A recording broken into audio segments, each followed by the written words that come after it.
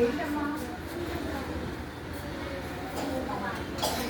వేరే వాళ్ళు ఒక ఊరు నుండి ఇంకో ఊరు ప్రయాణం చేసేటప్పుడు పూర్వకాలంలో మనకు వాహనాలు ఉన్నాయా కూడా కాలినడకని ప్రయాణం చేసేవాడన్నమాట.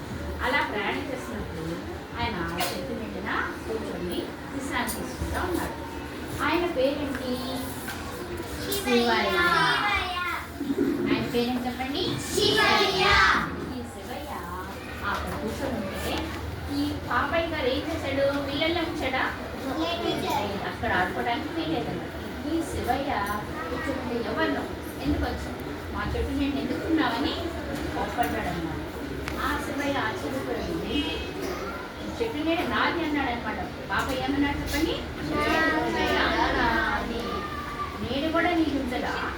చెట్టుకున్న నీడ కూడా నీదని. చెట్టు అంటే నీది అనుకోవచ్చు, కానీ ఆ చెట్టుకున్న నీడ కూడా నీది అంటున్నాడు. ఈయన ఎవరు విచిత్రminaడు. నీకు ఒక విధి చెప్పాలంటే బస్ ఏం చేశాడు చూడండి, నేను ఒకసారి చూస్తాను. ఆ రోజు బడికి సెలవు కావడంతో పిల్లలు మామిడి చెట్టు కింద ఆటలాడుతూ ఉన్నారు. కొందరు చెట్టు ఎక్కుతూ దిగుతూ పోసుకుంటారు. మీరు ఆడుకుంటారా ఆటలు? ఎవరు ఆడుకుంటారు? చెప్పండి. చెట్టు మీద కబడ్డీ ఆడతారా? ఇంకేం చేస్తారు? చెట్టు దగ్గర ఏమంటారు?